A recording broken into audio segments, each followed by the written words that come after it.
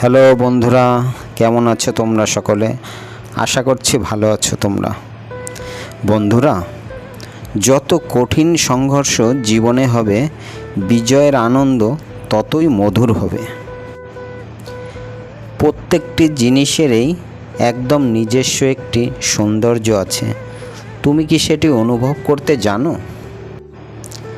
পৃথিবীর সুন্দরতম জিনিসগুলো হাতে ছোঁয়া যায় না, সেগুলোকে অনুভব করতে হয় হৃদয় দিয়ে। যেমন ভালোবাসা, দয়া, আন্তরিকতা। কি বলা হচ্ছে সেটি হৃদয়ে ধারণ করো। কে বলছে সেটি বিবেচ্য নয়।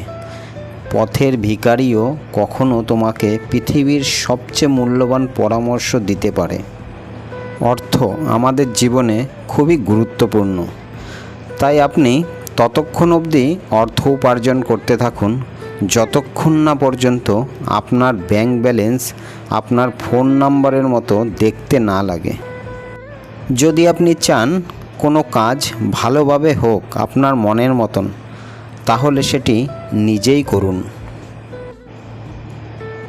আপনি যদি নিজের জীবনকে নিজের মতো করে কাটাতে চান, তাহলে কোনো দিনই কারুর বেশি ভক্ত হতে যাবেন না। ব্যর্থতাকে নিয়ে চিন্তা করবেন না, কারণ আপনাকে একবারেই মাত্র সঠিক হতে হবে। দরকার ছাড়া যে পাশে থাকে আপনার সর্বদা, সেই হচ্ছে আপনার আপনজন। বন্ধুরা, জীবনের স্বপ্ন পূরণের চেষ্টা কখনোই ছাড়া উচিত নয়, কারণ চাবিগুচ্ছের শেষ চাবিটিও কিন্তু তালা খুলতে পারে। আপনার জীবনে যদি আপনি হারতে ভয় পান, তাহলে কখনোই জেতার আশা রাখবেন না। পরিচয় দ্বারা পাওয়া কাজ কিছু সময়ের জন্যই থাকে, কিন্তু কাজ থেকে পাওয়া পরিচয় সারা জীবন থাকে।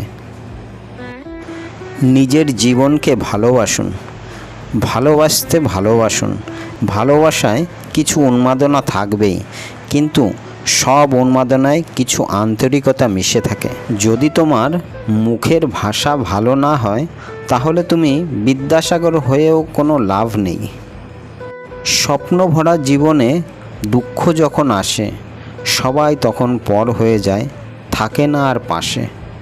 কষ্ট যখন মনের মাঝে দিয়ে যায় ব্যথা, সবাই তখন ভুলে যায় সম্পর্কের কথা।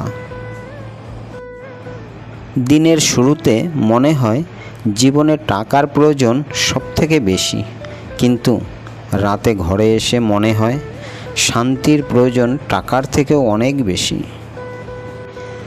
একজন মানুষ তার জীবনে দুটি চেহারাকে কখনো ভুলতে পারে না।